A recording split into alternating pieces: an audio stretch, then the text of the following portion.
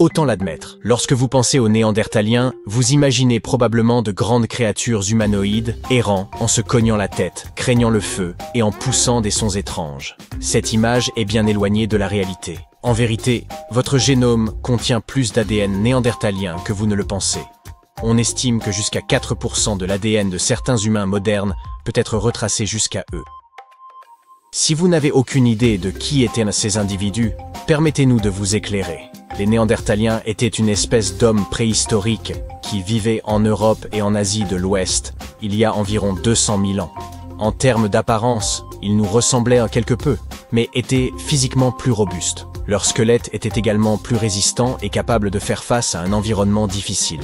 Il y a 200 000 ans, les gens ne vivaient pas dans des maisons ou des appartements, de sorte que leur corps devait être apte à survivre dans la nature. Ce qui est encore plus surprenant, c'est que leur cerveau était plus gros que le nôtre. Mais cela les rendait-il plus intelligents pour autant? Pour répondre à cette question, examinons comment ils vivaient à l'époque. Les Néandertaliens étaient des chasseurs-cueilleurs, ce qui signifie qu'ils devaient débusquer leur nourriture. À l'apogée de leur existence, l'agriculture n'était pas encore répandue. Ils étaient toutefois habiles à fabriquer des outils et des objets pour se protéger, comme des lances et des couteaux en pierre. Ils utilisaient ces outils non seulement pour chasser des animaux, mais aussi pour confectionner des vêtements. Et en parlant de vêtements, une nouvelle étude a démontré que les hommes de Néandertal étaient plus tendance que nous ne l'avions précédemment supposé.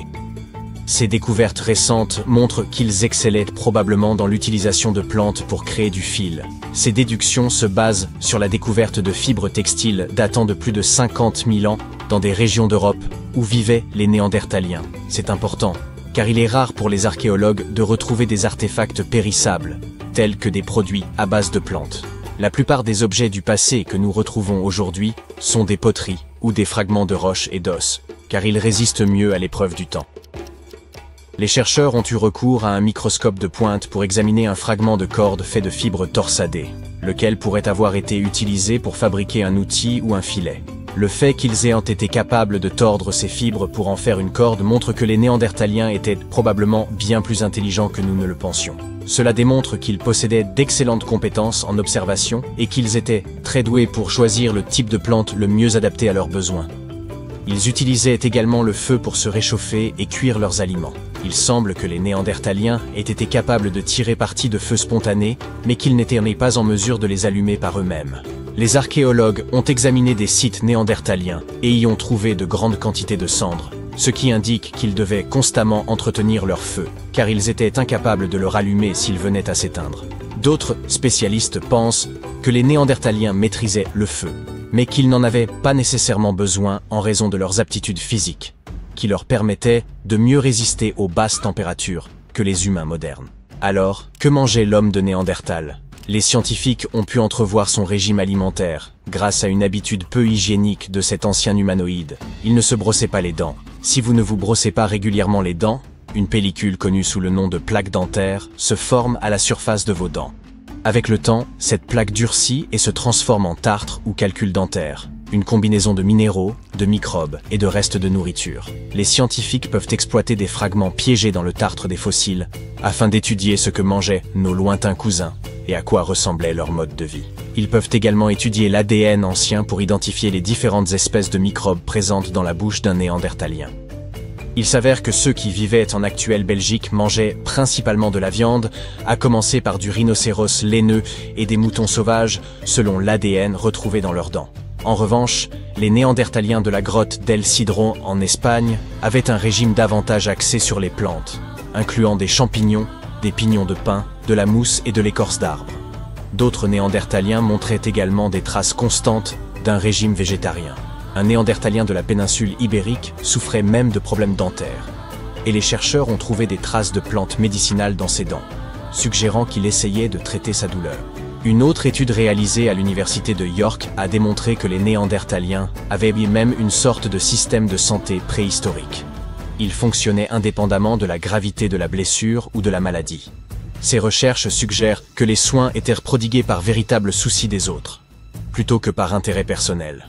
Cela remet en question l'image stéréotypée de l'homme de Néandertal comme étant une brute égoïste en comparaison des humains modernes. L'étude a révélé que plusieurs Néandertaliens avaient subi de graves blessures nécessitant des soins continus. tels que des massages, une gestion de la fièvre ou même une attention à l'hygiène. Un individu âgé de 25 à 40 ans au moment de son décès souffrait d'une maladie dégénérative qui devait sévèrement limiter sa capacité à contribuer au groupe. Malgré cela, il a été soigneusement enterré, ce qui prouve qu'il faisait partie intégrante de sa communauté, en dépit de son incapacité à participer aux tâches quotidiennes. Au cas où vous vous poseriez la question, les Néandertaliens ne sont pas techniquement nos ancêtres directs. Ils sont plutôt une sorte de parents éloignés, pour ainsi dire. En effet, certains d'entre eux ont vécu à la même époque que les humains modernes. Nous avons coexisté pendant des milliers d'années, les Néandertaliens vivant en Europe et en Asie occidentale, tandis que les humains modernes émergèrent d'Afrique il y a environ 50 000 ans. Il existe des preuves que les deux espèces ont interagi et même se sont croisées. C'est pourquoi certains humains aujourd'hui possèdent de l'ADN néandertalien dans leur génome. Toutefois, la nature précise de cette relation est encore sujette à débat parmi les scientifiques. En dépit de leurs avantages physiques, les Néandertaliens ont fini par disparaître. Certains considèrent que ces hominidés n'étaient pas une espèce florissante en raison de leur disparition, mais ils étaient en fait très bien adaptés. Ils ont survécu à des conditions difficiles pendant une longue période, bien plus longue que l'existence des humains modernes. Notre espèce n'existe que depuis environ 100 000 ans, et nous n'avons commencé à peupler des zones froides qu'il y a à peu près 40 000 ans. Il existe de nombreux facteurs qui auraient pu mener à l'extinction de l'homme de Néandertal. On pense que les changements climatiques et la concurrence avec les humains modernes étaient deux des principales raisons. Les Néandertaliens étaient spécialisés dans la chasse de certains animaux, mais lorsque ceux-ci ont disparu, ils ont peut-être commencé à avoir du mal à se nourrir. De plus, les humains modernes avaient des avantages, tels que des réseaux commerciaux et une technologie plus avancée, incluant des aiguilles à coudre, des arcs et des flèches, qui leur donnaient un avantage compétitif. Bien qu'il n'y ait pas de preuve de conflit direct entre les deux espèces, il est connu qu'elles ont bel et bien interagi. Certains croient même que les Néandertaliens ne se seraient pas totalement éteints, puisque des traces de leur ADN peuvent encore être retrouvées chez quelques personnes aujourd'hui.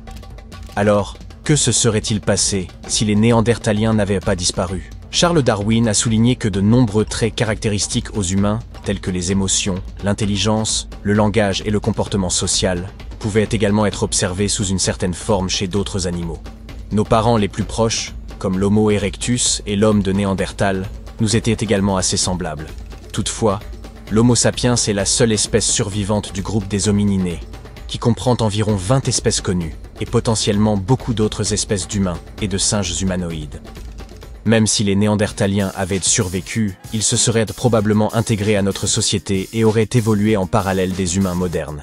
Une théorie suggère que, puisqu'ils étaient en infériorité numérique face à l'Homo sapiens, leurs caractéristiques se seraient finalement intégrées aux nôtres. Les traits les moins avantageux, comme leur incapacité à domestiquer le feu, auraient disparu au fil des générations. D'autres théories suggèrent qu'ils n'auraient peut-être pas voulu avoir de contact avec nous. En se concentrant sur leurs propres avantages plutôt que sur nos caractéristiques communes, ils auraient pu développer leur propre communauté, choisissant de vivre à l'écart du monde moderne. Quoi qu'il en soit, il est difficile de prédire comment une espèce disparue il y a tant d'années se comporterait aujourd'hui. Mais ce qui semble sûr, c'est que vous devrez réfléchir à 2 fois la prochaine fois que vous voudrez traiter quelqu'un d'homme des cavernes. Votre ADN pourrait bien faire de vous le Néandertalien dans la pièce. Il y a 54 000 ans, un intéressant groupe d'individus vivait dans des grottes. Un père, une fille et quelques autres membres de leur famille proche. Le plus intéressant, c'est qu'il s'agit de la première famille néandertalienne jamais découverte. Une équipe de scientifiques a étudié l'ADN ancien de leurs dents et de leurs os pour en savoir plus sur les premières sociétés humaines. Ces recherches ont révélé une chose surprenante. Ils ont probablement vécu dans ces grottes, tous ensemble, en même temps. 11 Néandertaliens vivaient ensemble dans une caverne, la grotte Chagirskaya, et 2 autres dans une autre grotte située à proximité. Ils étaient donc 13, 8 adultes et 5 enfants. Outre leur ADN, les scientifiques ont également retrouvé leurs outils de pierre et des ossements d'animaux. Les Néandertaliens sont les anciens cousins de l'homme, qui sont certainement les plus proches de nous. Leur crâne était long et aplati si on le compare à celui de l'Homo sapiens qui est davantage sphérique. Ils présentaient également cette crête sourcilière proéminente au-dessus des yeux. On les reconnaît facilement à leur visage, dont la partie centrale ressort vers l'avant, ainsi qu'à leur large nez. Certains estiment qu'un tel nez était un moyen de s'adapter à la vie dans des environnements froids et secs. Lorsque l'intérieur du nez est plus grand, il humidifie et réchauffe mieux l'air que l'on respire. Contrairement à nous, ils n'avaient pas beaucoup de menton. De plus, des marques retrouvées sur leurs dents de devant nous indiquent que les Néandertaliens les utilisaient en complément de leurs mains lorsqu'ils préparaient leur nourriture et travaillaient les matériaux à leur disposition. Leur corps était robuste et musclé, avec des épaules et des hanches larges. Leur taille moyenne était de 1,50 m à 1,75 m pour un poids de 60 à 80 kg. Leur forme trapue, avec des os courts au niveau des bras et des jambes, minimisait la surface exposée de leur peau, ce qui les protégeait mieux du froid. Leur espérance de vie était d'environ 30 ans, même si certains d'entre eux vivaient davantage. Les Néandertaliens auraient habité les régions qui sont aujourd'hui l'Europe et l'Asie pendant plus de 350 000 ans. Ils n'ont disparu qu'il y a environ 40 000 ans. C'est à peu près à cette époque que l'on retrouve des traces de l'Homo sapiens en Europe. Leurs familles étaient des groupes très unis de 10 à 20 individus. C'est beaucoup moins que la population de n'importe quel peuplement humain, ancien ou moderne. C'est plutôt la taille des groupes au sein d'une espèce proche de l'extinction. Ces Néandertaliens vivaient dans leurs grottes, au sein de petites communautés, mais ils n'étaient pas isolés du reste de leurs congénères. Ils dépendaient les uns des autres pour survivre. Ils prenaient soin de leurs voisins, en particulier de ceux qui ne pouvaient pas s'en sortir d'eux-mêmes. De plus, leurs grottes n'étaient pas aussi primitives que nous pourrions l'imaginer. Par exemple, il y avait un trou près du foyer qui servait probablement à chauffer de l'eau. De plus, ils organisaient leur espace. Ils avaient des zones de repos, des parties de la grotte, où ils laissaient leurs déchets, et des parties dédiées, où ils fabriquaient des outils en pierre et préparaient leurs pitances. Ils évoluaient dans les vallées fluviales pour attraper des proies, telles que les bisons, les bouquetins, les chevaux sauvages et d'autres animaux. Ils étaient habiles à planifier leur stratégie. Certaines études ont montré qu'ils connaissaient le schéma de migration des rennes. Ils planifiaient donc leur chasse en fonction des prédictions des déplacements de leurs proies. L'un des plus gros animaux qu'ils traquaient était le mammouth laineux. Tu les connais, c'est un parent des éléphants modernes, couvert de fourrure et pouvant peser jusqu'à 5 tonnes, qui s'est éteint il y a bien longtemps. Des études ont montré que les mammouths laineux et les Néandertaliens partageaient certains traits génétiques. Ce n'est pas si surprenant quand on y pense. Les deux espèces se sont développées à partir d'ancêtres africains avant de parvenir à s'adapter au climat froid et rude de l'Eurasie pendant l'ère glaciaire. Elles ont donc été confrontées à des conditions similaires et se sont éteintes à peu près en même temps. Les Néandertaliens ont également eu recours à la pierre pour fabriquer des outils, semblables à ceux qu'utilisaient d'autres des premiers hommes, tels que des grattoirs et des lames fabriquées à partir d'éclats de pierre. Ces outils que les scientifiques ont trouvés dans les 2 grottes qu'ils ont étudiées ont été créés à partir des mêmes matières premières. Cela signifie que les communautés se côtoyaient et interagissaient probablement d'une manière ou d'une autre. Jusqu'au XXe siècle, beaucoup pensaient que les Néandertaliens étaient très différents des humains modernes, compte tenu de leur génétique, de leur apparence physique et de leur comportement. Mais des découvertes plus récentes sur cette population fossile eurasienne bien préservée ont montré que certains de ses membres étaient semblables aux gens d'aujourd'hui. Les Néandertaliens ont vécu avant et pendant la dernière période glaciaire, le Pléistocène, dans certains des endroits les plus rudes où l'homme ait jamais vécu. En plus de leurs outils et de la capture d'animaux, ils cueillaient des plantes dans les environs. Ils mangeaient aussi souvent des légumes cuits. Leur capacité à rester en vie pendant des dizaines de milliers d'années au cours de la dernière période glaciaire est un très bon exemple de la façon dont les humains peuvent s'adapter à presque toutes les situations. Les Néandertaliens ont également produit l'art rupestre le plus ancien que nous connaissions. Les chercheurs ont exploré 3 grottes espagnoles où ils vivaient, et toutes présentaient des peintures noires et rouges, faites de pointillés, d'animaux et de formes géométriques, ainsi que des empreintes de mains, faites au pochoir et des gravures. Ces peintures ont été réalisées il y a plus de 60 000 ans. Étant donné que l'Homo sapiens est arrivé en Europe 20 000 ans plus tard, on peut supposer que les Néandertaliens étaient la seule espèce humaine présente sur ce continent à l'époque, et que ce sont donc eux qui ont créé cet art rupestre. De plus, ces grottes étaient distantes de 700 km. Ce n'est donc pas comme si seuls quelques Néandertaliens en étaient capables. Ces peintures étaient manifestement une tradition de longue date. Ils étaient également de grands amateurs de mode. Ils fabriquaient leurs propres bijoux, dont certains avec des serres d'aigle. Les exemples les plus anciens que nous ayons pu retrouver remontent à près de 130 000 ans. Ils utilisaient aussi très probablement des pigments pour se camoufler ou orner leur corps. Par ailleurs, l'Homo sapiens n'était pas la seule espèce à maîtriser le feu. Des chercheurs ont examiné plus de 140 restes de feu à travers l'Europe et se sont rendus compte que les Néandertaliens l'utilisaient eux aussi depuis longtemps. Ces traces comprenaient du charbon de bois, des os calcinés et des objets en pierre chauffée. Les Néandertaliens utilisaient le feu pour la cuisson de leurs aliments et la fabrication d'outils. Ils collèrent des manches en bois à des morceaux de pierre avec de la poix, qui agissait comme une colle naturelle. La combustion de l'écorce de bouleau étant le seul moyen de fabriquer ce liquide gluant, les Néandertaliens devaient donc savoir maîtriser le feu. La plupart des gens s'imaginent que les Néandertaliens grognaient probablement, mais en réalité ce n'est pas le cas. Leur voix n'était pas non plus tout à fait la même que la nôtre. Leur grosse poitrine, leur posture et la forme de leur gorge leur donnaient probablement une voix plus forte et plus aiguë que celle de l'homme moyen. Ils n'avaient probablement pas un vocabulaire aussi sophistiqué que le nôtre. Mais ils pouvaient utiliser un langage complexe, car ils disposaient eux aussi d'un os hyoïde. Il s'agit de cette petite chose que nous avons dans notre cou et qui soutient la base de notre langue. C'est cette même chose qui nous permet de vocaliser comme nous le faisons. Les Néandertaliens nous ressemblaient fort plus que nous ne le pensons. Certains pensent qu'ils auraient même construit des navires permettant de traverser la Méditerranée. Et ce n'est pas comme si les Néandertaliens avaient vécu quelque part. C'était éteint, puis que les humains modernes étaient apparus. Il semblerait que ces groupes se soient rencontrés il y a environ 100 000 ans dans la péninsule arabique ou au Moyen-Orient. C'est à cette époque que les premiers groupes d'humains modernes ont quitté l'Afrique. Des scientifiques ont analysé l'ADN de l'une de ces femmes de Néandertal qui vivaient il y a plus de 50 000 ans. Et ils présentaient également des gènes d'humains modernes.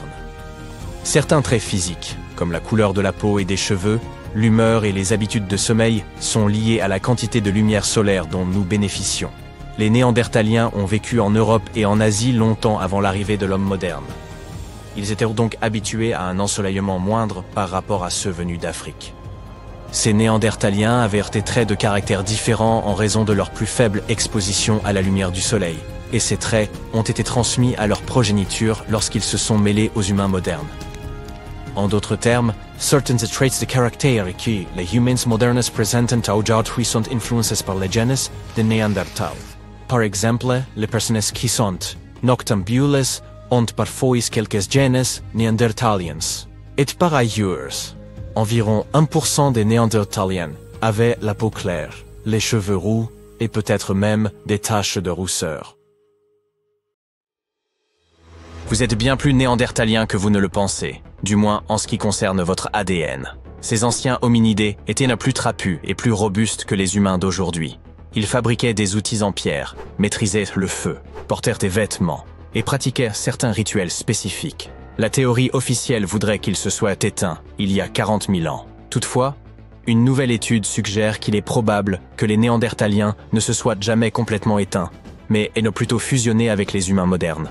Il semblerait que chaque être humain actuel possède environ 3% du génome néandertalien dans son ADN. Si cela est avéré, cela indiquerait que les Néandertaliens étaient bien plus liés à nos ancêtres que nous ne le pensions, partageant avec eux une longue histoire de cohabitation.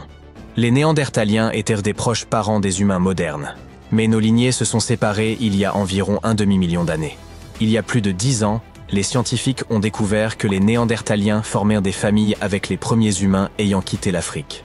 En conséquence, les populations vivant aujourd'hui en dehors de l'Afrique possèdent environ 1 à 2% d'ADN néandertalien dans leur patrimoine génétique. À ce jour, nous disposons de seulement 3 exemples vraiment concluants de code génétique complet provenant de ces anciens hominidés. Le premier provient d'os découverts dans une grotte en Croatie, datant de 50 à 65 000 ans. Les 2 autres exemples, âgés d'environ 80 000 et 50 000 ans, ont été retrouvés dans 2 grottes situées en Eurasie. Les scientifiques ne sont pas encore certains de la manière dont l'ADN des humains modernes s'est introduit dans l'alphabet génétique des Néandertaliens, en raison du manque de matériel à étudier. Cependant, en comparant l'ADN de 3 néandertaliens avec celui de 2000 humains modernes, ils ont découvert que cet ADN pourrait contenir jusqu'à 3,7% de code génétique humain. Cela signifierait que dans l'ancienne population néandertalienne, environ 1 parent sur 30 était un Homo sapiens. Les chercheurs ont découvert que l'ADN des humains modernes s'était intégré au patrimoine génétique néandertalien lors d'au moins 2 périodes distinctes de métissage entre les 2 espèces. La première aurait eu lieu il y a 200 000 à 250 000 ans, et la seconde, il y a environ 100 000 à 120 000 ans. Il est possible que d'autres périodes de mélange aient existé, mais elles ne sont pas observables dans les séquences d'ADN dont nous disposons aujourd'hui. Une autre étude récente, qui ne fait pas encore l'unanimité au sein de la communauté scientifique, suggère que la majorité de l'ADN néandertalien présent chez les humains modernes proviendrait d'une seule grande période de métissage, survenue il y a environ 47 000 ans, et qui aurait duré près de 6 800 ans. Des crânes datant de presque 100 000 ans ont été découverts dans 2 grottes au Moyen-Orient. Ces crânes, qui semblent appartenir à certains des premiers hommes modernes, présentent des caractéristiques comme des arcades sourcilières plus proéminentes, suggérant la présence d'ADN néandertalien. Cela pourrait s'expliquer par un flux génétique des néandertaliens qui s'inscrirait dans la période de métissage évoquée.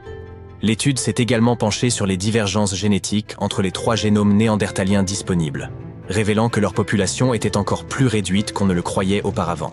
Ce constat pourrait constituer une nouvelle preuve que les néandertaliens n'ont pas simplement disparu, mais qu'ils se sont en réalité fondus dans le patrimoine génétique des humains modernes. De nombreux groupes d'Homo sapiens ont quitté l'Afrique et se sont tant mêlés avec les néandertaliens que ces derniers n'ont pu demeurer à part. À l'avenir, les chercheurs ambitionnent d'explorer l'impact de l'ADN des humains modernes sur les néandertaliens, ce qui pourrait éclairer les conséquences, positives ou négatives, d'un tel métissage. Les néandertaliens ne sont pas nos seuls ancêtres éloignés. Autrefois, au moins 9 espèces humaines peuplaient notre planète. L'une d'elles, Homo habilis, surnommé l'homme habile, doit ce nom à la découverte d'outils en pierre parmi ses restes. Cet hominidé a vécu en Afrique orientale et australe, il y a 2,4 à 1,4 millions d'années. Homo habilis se distinguait par un cerveau légèrement plus volumineux que celui de ses prédécesseurs et un visage rappelant celui des grands singes. L'Homo habilis mesurait environ 1,20 m et avait une alimentation variée. Pendant longtemps, les scientifiques l'ont considéré comme le plus ancien membre de la lignée humaine. Cependant, de nouvelles méthodes de datation ont révélé que l'Homo erectus, un autre hominidé, pourrait être plus ancien et ne pas être directement apparenté à l'Homo habilis.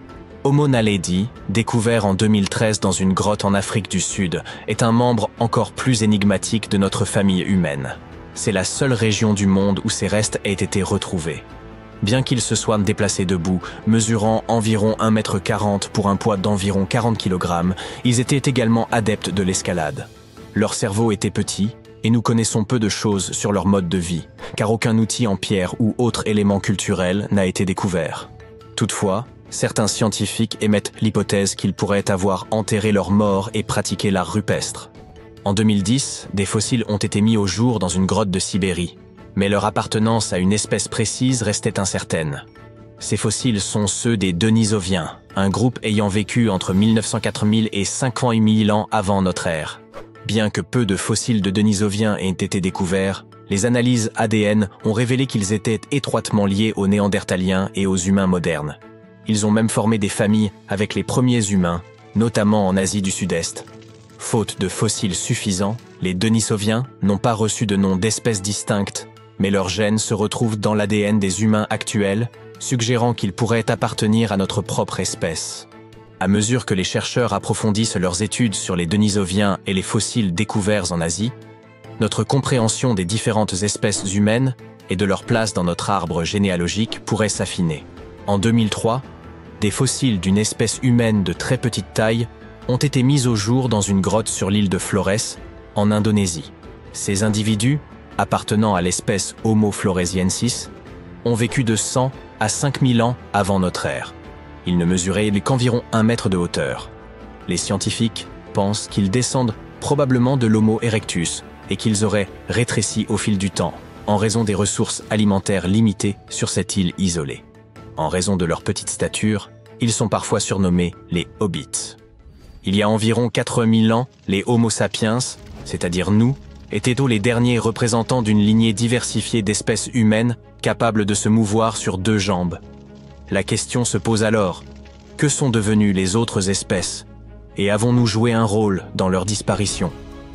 Certains experts suggèrent que notre survie serait due à la longévité accrue de notre progéniture ou à notre meilleure capacité à nous adapter aux changements climatiques. D'autres pensent que nous avons peut-être concurrencé ces autres espèces humaines, voire fusionné avec elles en partageant nos gènes. Les premiers Homo sapiens, qui sont apparus en Afrique il y a environ 3000 ans, ne nous ressemblaient pas exactement, mais ils étaient bien plus proches de notre aspect que les autres hominidés. Ils avaient des crânes hauts et arrondis avec des fronts presque verticaux. Contrairement aux Néandertaliens, ils ne possédaient ni les épais sourcils ni les mâchoires saillantes présentes chez l'Homo naledi. Fait intéressant, ils avaient également un menton, une caractéristique unique parmi les premiers humains, bien que sa fonction reste un mystère. Les Homo sapiens vivaient en groupes plus importants et possédaient une diversité génétique plus grande que les autres hominidés. Cette organisation sociale étendue offrait de nombreux avantages, non seulement pour la santé, mais aussi pour la survie. Les vastes réseaux entretenus à travers diverses régions agissaient ainsi comme un filet de sécurité. En cas de pénurie, ils pouvaient se tourner vers d'autres groupes et ces derniers leur portaient assistance, car ils n'étaient pas considérés comme des rivaux, mais comme une seule et même famille. Ces réseaux étendus facilitaient également la diffusion d'idées et d'inventions nouvelles. Une simulation de grande ampleur a révélé que les espèces humaines ultérieures ont pu coloniser divers environnements grâce à ces vastes réseaux et à leur remarquable capacité d'adaptation. Bien que les Néandertaliens fussent très intelligents, les Homo sapiens disposaient peut-être d'un subtil avantage intellectuel. Des inventions modestes, telles que le tissage et les aiguilles à coudre, pourraient nous avoir accordé un avantage décisif. Les scientifiques ont découvert des traces de tissage datant de 35 000 ans et des aiguilles à coudre remontant à 3 000 ans. Le tissage permettait de fabriquer des paniers et des filets pour attraper la nourriture, tandis que les aiguilles à coudre permettaient de confectionner des vêtements et des abris plus efficaces, assurant ainsi chaleur et protection, deux éléments cruciaux pour la survie. Tu te souviens des Néandertaliens? Nos cousins humanoïdes du Pléistocène, avec leur nez large et leur front incliné? Ils ont parcouru l'Europe et l'Asie pendant plus de 350 000 ans avant de disparaître. C'est à peu près à la même époque que nos ancêtres, les Homo sapiens, ont décidé de quitter l'Afrique et d'explorer le monde. Nous ne saurons peut-être jamais ce qu'il est advenu des Néandertaliens et pourquoi ils n'ont pas survécu jusqu'à nos jours. Mais grâce à d'importantes fouilles archéologiques et à d'impressionnantes découvertes fossiles, nous en savons désormais un peu plus sur eux. L'une des théories expliquant leur disparition est que le climat ne leur convenait plus. Les partisans de cette idée estiment que Mère Nature se serait retournée contre les Néandertaliens et les aurait anéantis. Toutefois, si l'on examine des sites archéologiques néandertaliens, en Italie par exemple, on ne trouve aucun signe de catastrophe climatique qui aurait pu mettre à mal toute cette espèce. D'autres pensent qu'il aurait pu y avoir une certaine compétition pour les ressources entre les Néandertaliens et les humains. C'est pourquoi les spécialistes ont également creusé autour de plusieurs autres sites archéologiques où Néandertaliens et Homo sapiens auraient-ils pu se côtoyer pendant environ 3000 ans. Dans ce cas, il semble bien que les Néandertaliens aient été un peu en retard sur le plan de l'outillage. Leur technologie était comparable à celle des téléphones à clapet face à l'ère de la réalité virtuelle. Mais qui sait si ces deux espèces se sont vraiment croisées dans cette région particulière?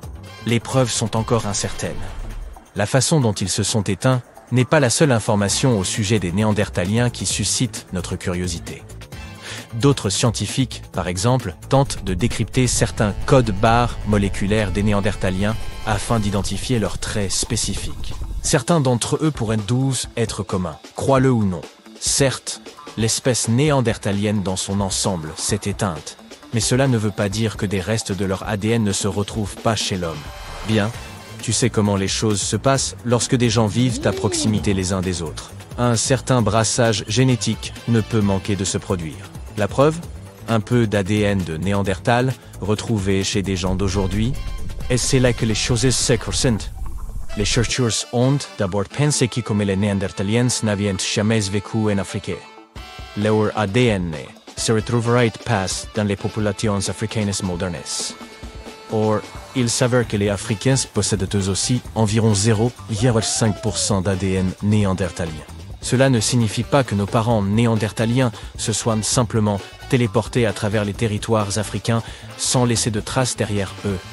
Ce que cette découverte implique en réalité, c'est que les premiers humains auraient visité l'Europe, mêlé leur matériel génétique avec celui des néandertaliens, puis seraient retournés en Afrique. Ça fait beaucoup de migration. Comment sommes-nous tombés sur cet ADN néandertalien de nos jours, tu demanderas-tu peut-être? Des chercheurs ont rassemblé des milliers de personnes de par le monde. Les participants venaient d'Asie de l'Est, d'Europe, d'Asie du Sud, d'Amérique et d'Afrique.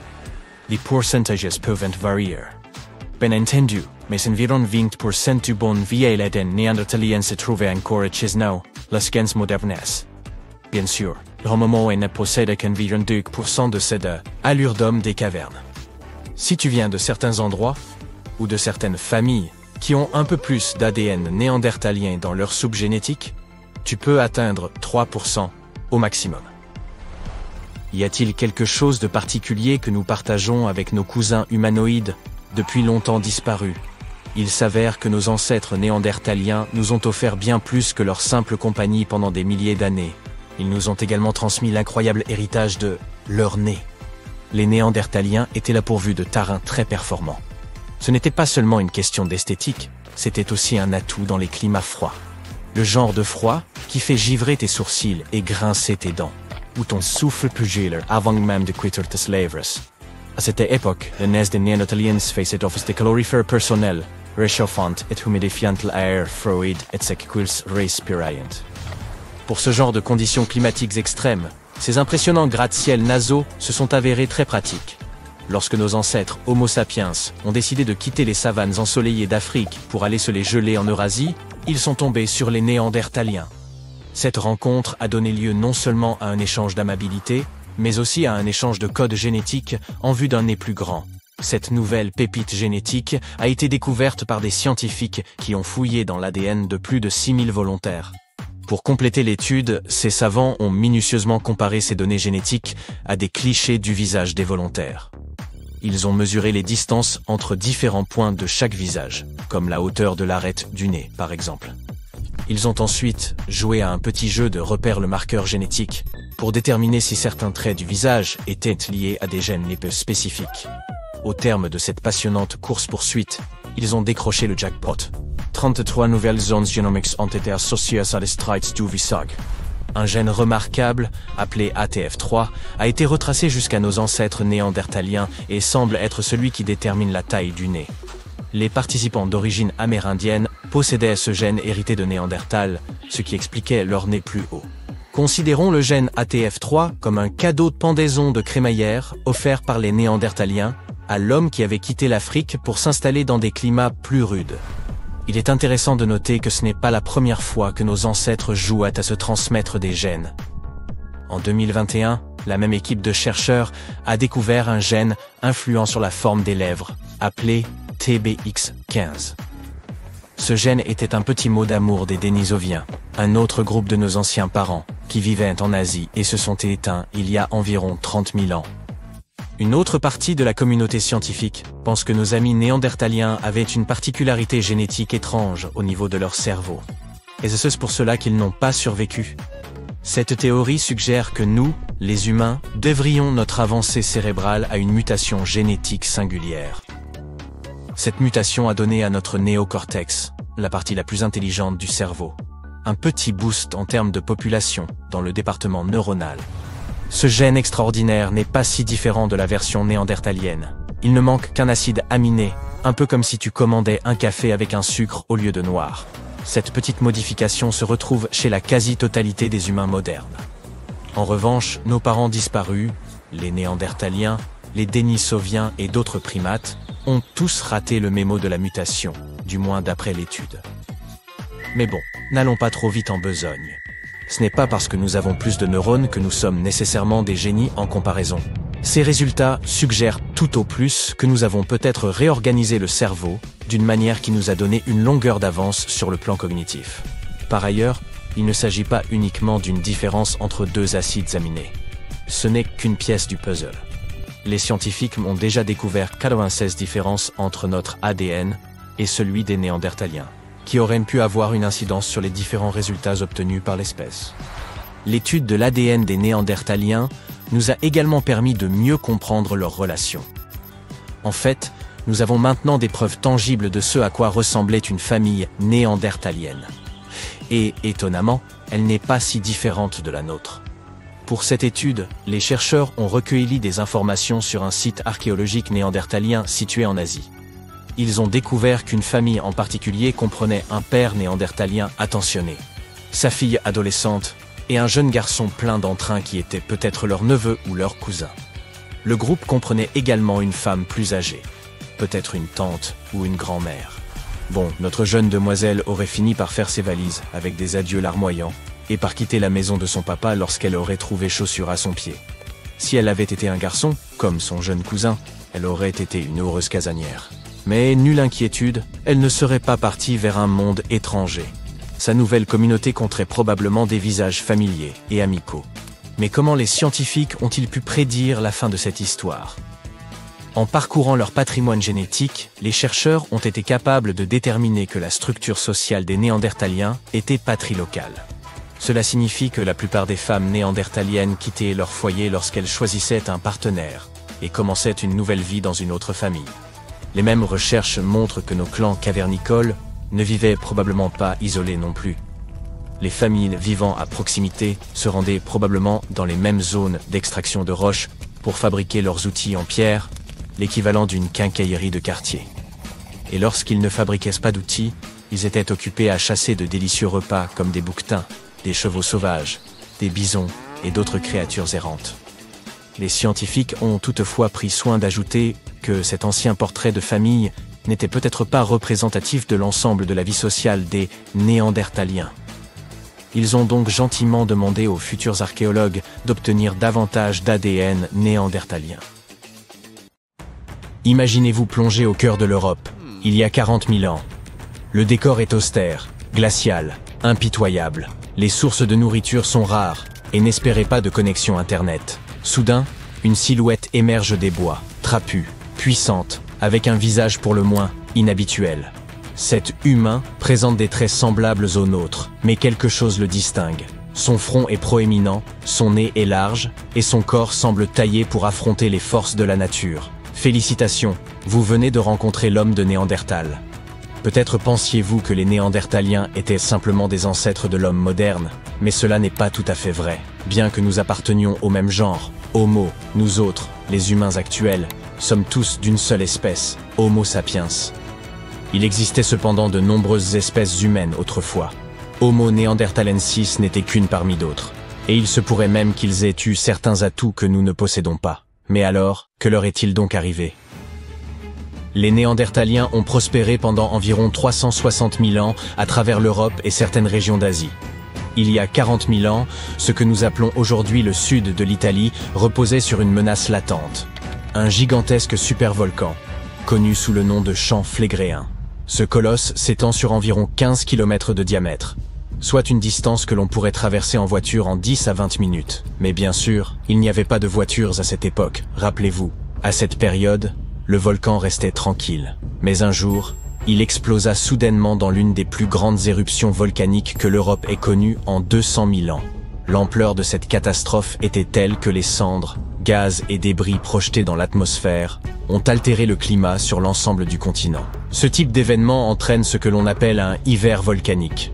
Les températures moyennes chutent, le ciel s'obscurcit, et la vie devient plus éprouvante encore. Ce cataclysme, baptisé l'éruption ignimbritique de Campanie, a fait baisser la température de l'Europe de près de 12 degrés Celsius. Ceci n'est pas négligeable, car une baisse d'1 seul degré rendrait déjà les hivers plus rudes, entraînant de fortes chutes de neige, des pluies diluviennes et des inondations. Les cultures peineraient à pousser, entraînant des pénuries alimentaires, tandis que le climat se déréglerait avec des tempêtes et des sécheresses. Imaginez cela multiplié par 12. De tels événements provoquent déjà le chaos aujourd'hui. Vous pouvez donc imaginer les effets dévastateurs pour les Néandertaliens.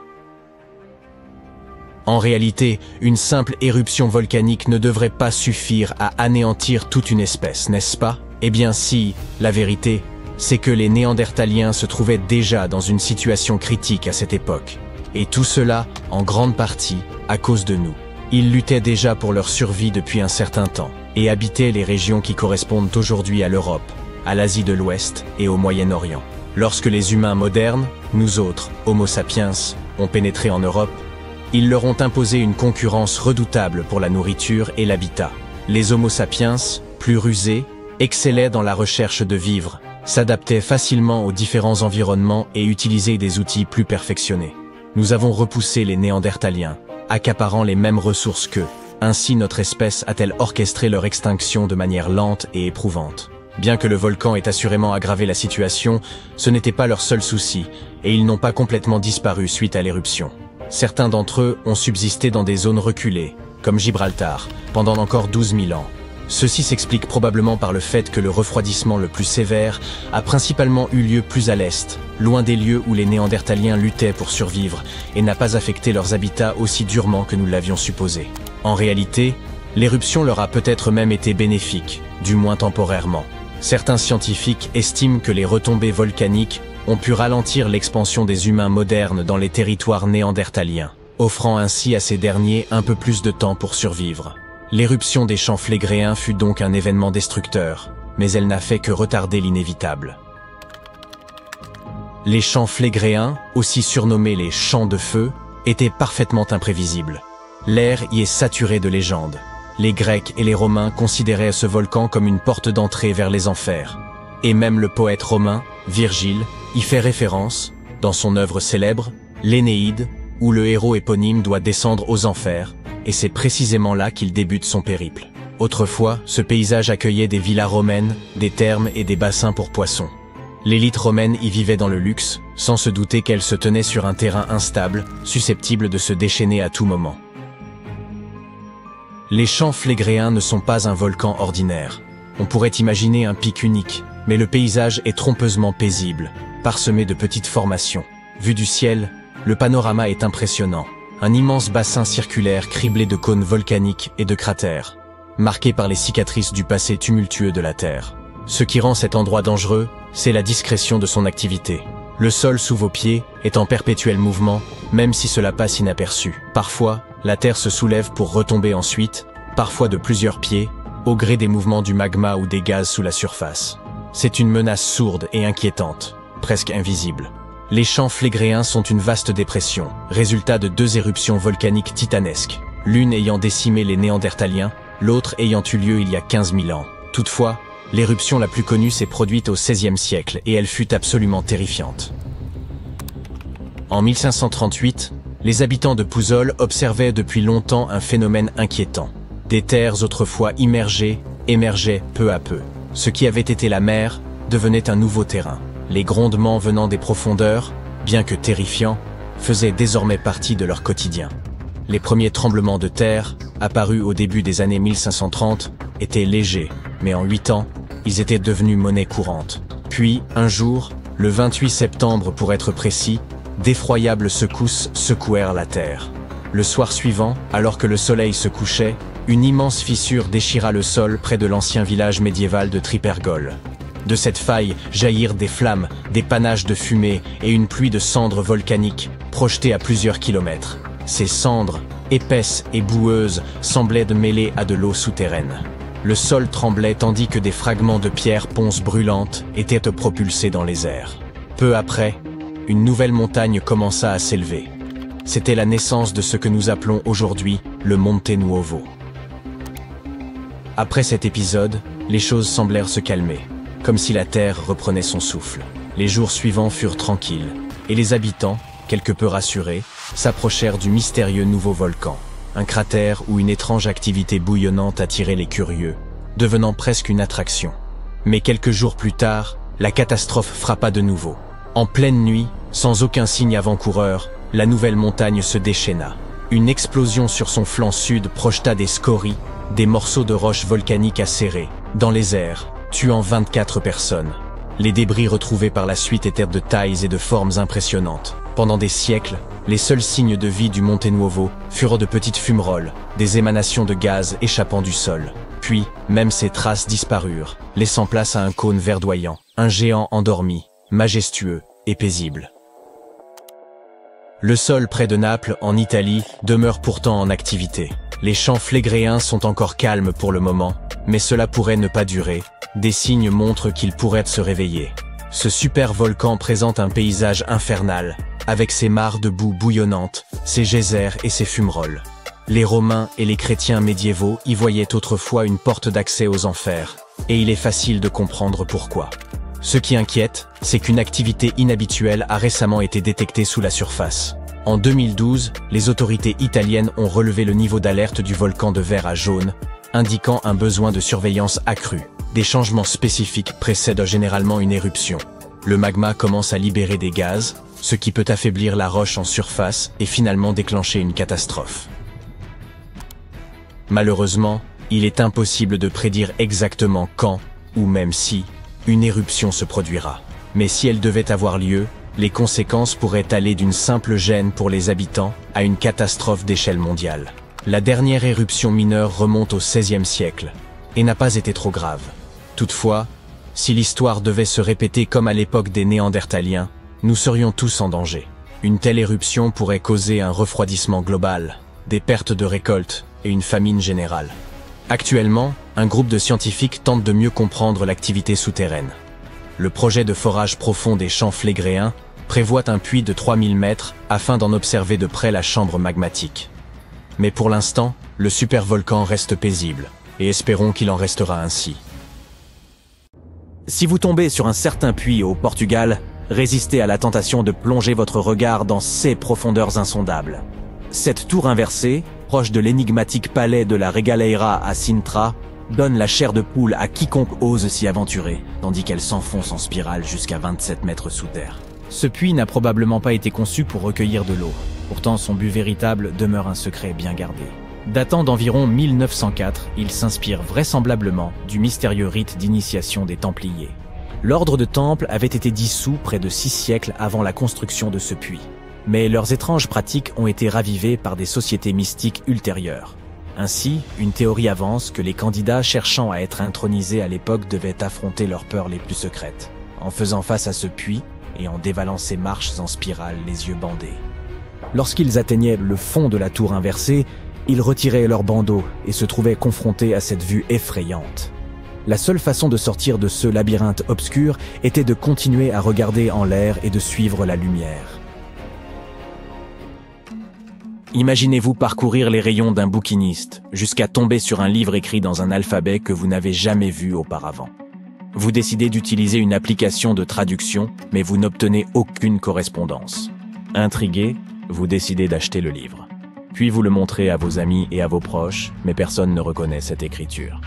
Le marchand de livres rares, Wilfried Voynich, a probablement éprouvé la même frustration en 1912 lorsqu'il a acquis ce qui deviendrait plus tard le livre le plus énigmatique au monde. L'œuvre est aujourd'hui connue sous le nom de manuscrit de Voynich et elle est entièrement rédigée dans une langue inconnue que personne n'est encore parvenu à déchiffrer. Les pages de ce codex du XVe siècle sont remplies de croquis botaniques, mais ce ne sont pas des marguerites ou des roses lambda. À vrai dire, elles ne ressemblent à aucune espèce de plante connue. Ce qui rend les choses encore plus insolites, ce sont ces illustrations de constellations inconnues et de femmes nageant dans de l'eau verte. En nous enfonçant davantage dans le domaine des parchemins mystérieux, nous avons entrepris un voyage en Cisjordanie vers les grottes de Qumran, non loin de la mer Morte. En 1952, une équipe d'archéologues a découvert 2 rouleaux de cuivre fortement oxydés sur le site. Dérouler ces parchemins n'était pas une mince affaire. On a donc décidé de les découper en 23 parties pour les examiner. Imaginez la surprise des archéologues de voir apparaître des mots hébreux comme « or » et « argent ». Mais non, ce n'était pas une facture millénaire, mais plutôt une carte indiquant la cachette d'un trésor estimé à plus d'1 million de dollars. Hélas, ce trésor n'a jamais été retrouvé. Ce n'est pas faute d'avoir essayé toutefois. Mais voyez-vous, l'entreprise n'est pas aussi aisée qu'il n'y paraît. Certains termes du rouleau de cuivre sont extrêmement techniques, et les emplacements géographiques mentionnés demeurent mystérieux. Il existe une dernière possibilité. Peut-être que tout cela n'est qu'une œuvre de fiction, comme une histoire de pirate de l'ancien temps. Les gens parlent souvent du regard presque obsédant de la Joconde, qui semble vous suivre où que vous alliez. Mais voici une petite question. A-t-elle seulement des sourcils? Vous avez bien vu si vous avez répondu non. Et cette absence totale de sourcils ne fait qu'ajouter au mystère de son regard. L'explication la plus courante est que les critères de beauté de l'époque étaient différents, et peut-être que l'épilation des poils au-dessus des yeux était une pratique courante au début du XVIe siècle. Mais si vous regardez d'autres peintures italiennes de cette période, comme la Schiavona ou le portrait d'une jeune inconnue, eh bien voilà, des sourcils. Ainsi, tout le monde n'était pas entièrement satisfait de cette théorie, comme l'ingénieur français Pascal Cotte. Il a passé 3000 heures à scanner la peinture pour voir à travers chacune des couches du chef-d'œuvre de Léonard de Vinci. Il prétend que Mona Lisa avait autrefois des sourcils, mais qu'ils ont disparu au fil des nettoyages et des restaurations. Néanmoins, certains historiens remettent encore ces conclusions en question, ce qui signifie que le style de Mona Lisa demeure un mystère à ce jour. Vous décidez de vous rendre à Rio de Janeiro, et tout le monde vous dit à quel point le mont du pain de sucre est incontournable. Lorsque vous apercevez la montagne de loin, vous réalisez que la pierre présente une cavité. Mais vers midi, elle change d'aspect. L'ombre de la cavité prend alors la forme d'un oiseau, celle d'un ibis pour être précis. Cette apparence n'est pas sans rappeler celle du dieu égyptien Thoth. Comme si les anciens pharaons avaient visité Rio à l'époque et s'étaient trouvés inspirés par ce phénomène naturel. Mais ne c'est probablement qu'une simple coïncidence parmi tant d'autres. Le véritable mystère, cependant, réside dans les eaux qui entourent le pain de sucre. Dans les années 80, l'archéologue Robert Marx a appris des Brésiliens l'existence d'un trésor caché dans la baie de Guanabara. Il a plongé et découvert un certain nombre d'amphores romaines. Vous savez, ces jarres anciennes qu'on trouve partout en Italie. Sa découverte pourrait potentiellement apporter la preuve d'un naufrage romain qui aurait atteint le Brésil près de 17 siècles avant que les Portugais n'y mettent les pieds. Il n'a toutefois pas pu poursuivre ses recherches, et à ce jour, l'idée d'une présence romaine sur la côte brésilienne demeure incertaine. Le véritable emplacement de la tombe de Cléopâtre n'est pas le seul mystère de l'Égypte ancienne. De nombreux secrets sont gravés dans les murs de ces anciennes structures, comme dans le temple funéraire de Séti Ier. Regardez attentivement ce hiéroglyphe et vous remarquerez qu'il ressemble à un hélicoptère moderne. Un coup d'œil à droite et vous verrez une gravure qui s'apparente à un sous-marin. Déroutant, n'est-ce pas? L'explication la plus plausible réside dans les marques successives laissées par les différents pharaons. Lorsqu'un nouveau monarque arrivait au pouvoir, il ajoutait ses propres hiéroglyphes par-dessus ceux d'origine. Mais c'est encore un sujet de débat, car certains égyptologues croient que ces hiéroglyphes mystérieux pourraient représenter une sorte de technologie antique. La même chose s'applique à l'ampoule de Dendera. Cette gravure découverte dans un passage souterrain du temple d'Hathor est sujette à controverse. Certains chercheurs suggèrent qu'elle représenterait simplement le soleil levant, tandis que d'autres l'interprètent comme la preuve de l'existence d'une sorte de système d'éclairage moderne. Et cela ressemble en effet à un tube de Crookes, l'une des premières expériences en matière de décharges électriques. Bien qu'il n'y ait aucune preuve concrète que les anciens Égyptiens aient ou disposaient d'électricité moderne, certains pensent que cette théorie pourrait aider à expliquer pourquoi de nombreuses tombes découvertes jusqu'alors ne présentaient aucun résidu dû à l'utilisation de lampes à huile ou de bougies. On a beaucoup parlé des mystérieuses pyramides d'Égypte, mais les gens ont tendance à oublier que d'autres structures énigmatiques existaient déjà bien avant elles. Notre prochain arrêt nous emmène en Turquie, le sommet d'une colline connue sous le nom de Göbekli Tepe, près de la ville d'Urfa, recèle un secret ancien. Il présente une vingtaine d'enceintes de pierres circulaires, vieilles de plus de 11 000 ans. Nombre de ces dernières sont adjointes de lourdes colonnes de pierre sculptées en forme de T et ornées d'étranges figures humaines aux mains jointes. La théorie la plus répandue est qu'il s'agirait du temple le plus ancien au monde, probablement utilisé pour des rituels ou des festivités. Mais son plus grand mystère réside dans la manière dont il a été construit. Car ce site existait avant la domestication des animaux ou l'invention d'outils en métal. Ainsi, sa construction a dû être particulièrement difficile et remet en question notre compréhension de l'histoire. J'espère que vous n'avez pas le vertige. car nous sommes sur le point de survoler les lignes de Nazca. Vous avez probablement déjà entendu parler de ces motifs immenses et mystérieux gravés dans une région aride du Pérou. Ils se déclinent en de nombreuses formes différentes, comme une araignée, un singe, et même une sorte d'alien aux yeux globuleux, qui n'est probablement qu'un simple pêcheur. Quoi qu'il en soit, cette histoire a connu quelques rebondissements en 2022, lorsque pas moins de 168 nouveaux dessins ont été découverts. Les premiers ne pouvaient être vus que depuis les airs, mais ces nouveaux motifs sont beaucoup plus petits et peuvent être observés au sol. Cependant, une chose qu'ils ont en commun est que leur fonction demeure totalement obscure. Certains les considèrent comme le calendrier le plus grand du monde. D'autres suggèrent qu'ils aient pu servir d'outils à des fins agricoles. Bien sûr, de nombreuses autres théories ont émergé dans le but de donner du sens aux lignes de Nazca. Mais la vérité est qu'elles restent l'un des plus grands mystères irrésolus de l'histoire.